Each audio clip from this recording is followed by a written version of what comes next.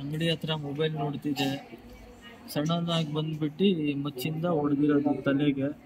ಮತ್ತೆ ಓಡೋದೆ, ಕಾಲ್ ಸ್ಲಿಪ್ ಆಯ್ತು. ಆಮೇಲೆ ಮತ್ತೆ ಇನ್ನೊಂದು ಇದು ಮಾಡಿದ್ರು, ನೋಡಿಲ್ಲ.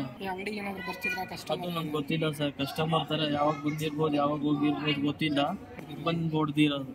ಏನ್ ಕಾರಣ ಅಂತಾನು ಗೊತ್ತಿಲ್ಲ ಸರ್. ಏನು ಮಾತಾಡಿಲ್ಲ, ನಾನೇ ಕೂಗಾಡ್ತಿರೋದು, ಯಾವನು ಬಂದಿಲ್ಲ ಬಿಡ್ಸಕ್ಕೆ. ಅದು ಸರ್ ಅವ್ರು ಕುಡ್ದಿದ್ರು, ನಶದಲ್ಲಿದ್ರು ಗೊತ್ತಿಲ್ಲ ಸರ್, ಸುಮ್ಮನೆ ಬಂದು ಹೋದ.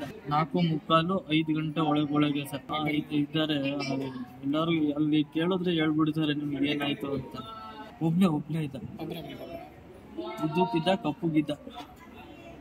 ನೋಡಕ್ ಕಂಡು ಹಿಡಿತೀರಾ? ಹಾ.